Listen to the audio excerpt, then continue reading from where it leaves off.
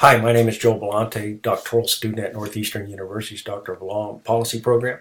I'm going to discuss the results of my pilot study concerning carrying of concealed firearms on public college and university campuses in Florida.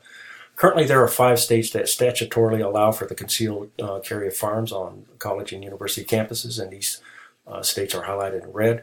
There are also 5 states that statutorily allow for some form of campus carry. However, the statutes in these particular states allow for college and university administrators to create limitations and restrictions in regards to where on campus you can carry a gun and who can carry a gun on campus. And these states are highlighted in gray. Currently, the state of Florida strictly prohibits the carrying of concealed firearms on the campuses of colleges and universities and within college and university facilities. In 2016, Florida legislatures introduced legislation to allow open or concealed carry of firearms on the campuses and within facilities of public colleges and universities. All of the bills failed to make it out of the Senate Judiciary Committee, but they are all expected to be reintroduced for the 2017 legislative session. If such law should pass, the Florida Firearms and Ammunition Preemption Act, or Florida Statute 790.33, will prevent college and university administrators from creating regulations in regards to campus carry.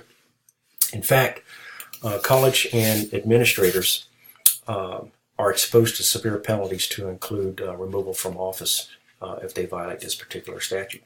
So my research questions are twofold. First, what is the legislative intent in proposing campus carry laws in Florida?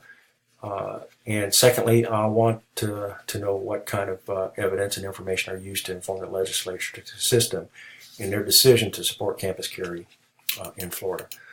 Method and data collection. I use a descriptive case study approach for this qualitative study, a purposive convenient sampling of a legislator from the Florida House of Representatives who supported campus carry legislation in 2016, and a legislative staff analyst also from the Florida House of Representatives served as the bounded unit of analysis for this particular case study.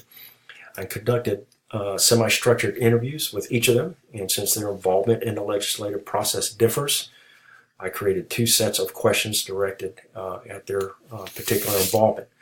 Once I completed my interviews, I transcribed the information into journals to assist me with the coding process, and after completing the coding process, several themes emerged. Many of these themes were expected. However, there were some that were of interest, at least to me, that I'd like to touch on. First, the legislator views college and university campus as being no different than any other location in Florida where the carrying of concealed firearms is legal. Secondly, number 2, the Second Amendment's right to bear arms and one's right to carry a firearm for self-defense was the legislator's primary motivator in supporting this legislation, and not necessarily campus safety or campus crime rates. Number 4 was also of interest to me that the legislative staff analysts do not provide independent academic or empirical studies from within or outside of Florida to inform the legislature on proposed legislation. Conclusions and lessons learned, as I indicated in the previous slide, one's right to carry a concealed firearm for self-protection was a primary motivator, at least for this legislator. The legislative staff analysts believed that it was not their job to provide independent academic or empirical studies to legislators to inform them on potential social impacts on proposed legislation. In fact, he told me that his only role was to provide a legal analysis on proposed legislation and how that proposal could impact current or existing statutes. Equality was a theme that I did not consider but has now been entered in my code book.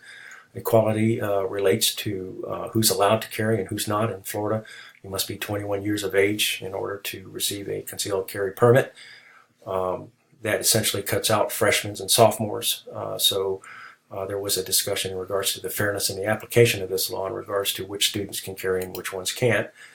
Identifying the proper timeline for interviews and ensuring that interviewees understand how much time is needed. My interviews lasted longer than I expected. They ranged from 36 to 48 minutes. And finally, results from the pilot study supports further investigation in determining legislative intent and their understanding of policy issues of campus carry. This concludes my report on analysis for my pilot study, and I want to thank you for your time and attention.